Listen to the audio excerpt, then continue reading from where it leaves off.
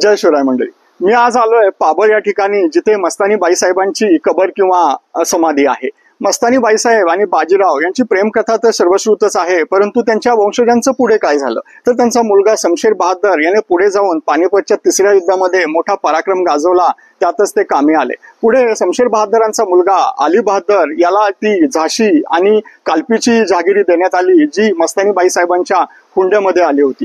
तिथे पुढे इंग्रजांविरुद्ध हे अली बहादर लढले, कारण त्यांना झाशीच्या राणीने राखी पाठवली. त्या राखीचा मान देत त्यांनी इंग्रजांविरुद्ध युद्ध पुकारलं. बुंदेलखंडामध्येही मोठा पराक्रम त्यांनी गाजवला. तिथला बराचसा प्रांत आपल्या ताब्यात घेतला आणि ते तिथले बांदाचे नवाब म्हणून नावारूपाला आले. त्याच्यानंतर मात्र इंग्रजांविरुद्ध युद्ध केल्यामुळे इंग्रजांनी मनात राग ठेवला आणि त्यांना तिथून हाकलून दिलं आणि पुढे जाऊन मध्य प्रदेशातील सेहोर या ठिकाणी हे मस्तानी बाईसाहेबांचे उर्वरित वंश स्थायिक झाले असं सांगितलं जातं. आता या पाबळ या ठिकाणी कधीही आला तर मस्तानी बाईसाहेबांच्या मजारला किंवा कबरीला नक्की भेट द्या. जय शिवराय.